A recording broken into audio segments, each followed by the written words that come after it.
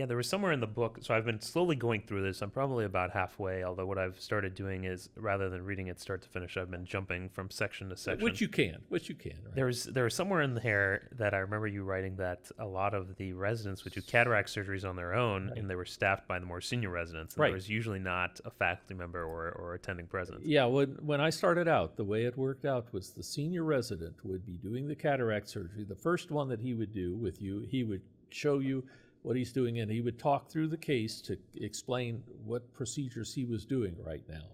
And then the next time, he might do that again for a few times, but then he would then, if you were attentive and paying attention, he would then let you make the conjunctival incision, and then maybe put a suture or two in the conjunctiva when you got done. And then later on, then you would be able to make a part of the corneoscleral incision, keeping in mind we were doing intracapsular cataract surgery at that time. And so, but at any rate, so that as a first-year resident, you would work with the third-year resident. If you had a good third-year resident, it was a great experience. If you didn't, it might not be so good. Fortunately, I had a great guy. So it worked out well, but you would gradually be able to do more and more of the steps until eventually he would allow you to do one case all the way through that day. And he had several that he would do, but he would do 4 or 5 that day, and then you would do one.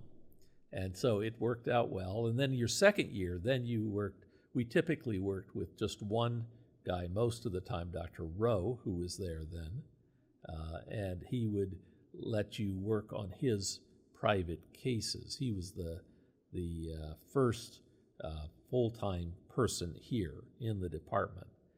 He never had a real big practice, but it was big enough, and he was a very pleasant guy, and he would let you do things, and he would talk all the way through it too. And many of you didn't hit on this part.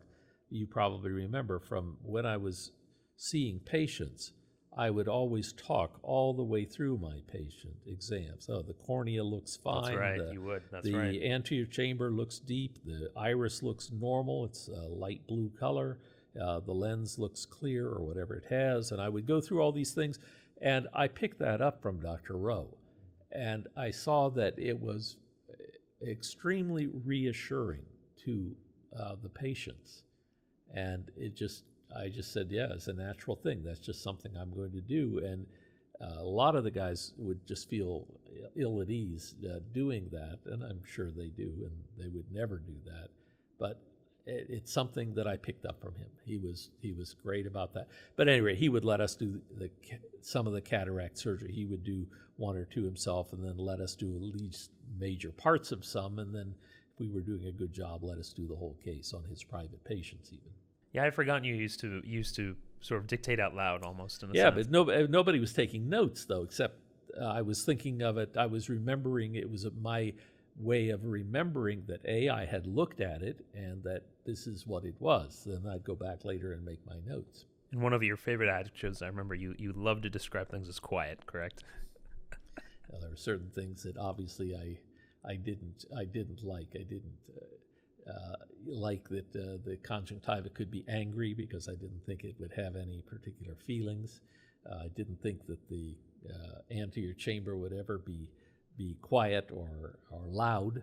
I guess that would be the opposite of that. But so certain things like that really would set me off. Yeah, it was interesting. We just had that Grand Rounds presentation earlier this week, and one of the residents was referring to Labors as Liebers, right? Lieber, and you made a comment on that. It reminded me of the skit our graduating seniors did, where they had you and they kept describing something as quiet, and you was slowly zooming in on you, and you said, "That's it, I'm coming out of retirement." That's right. But I think just being very particular about verbiage or pronunciation, that sort of thing, I think it speaks to your passion for propagating a certain way, the right way of doing things, of preserving that, and then passing it down from generation to generation.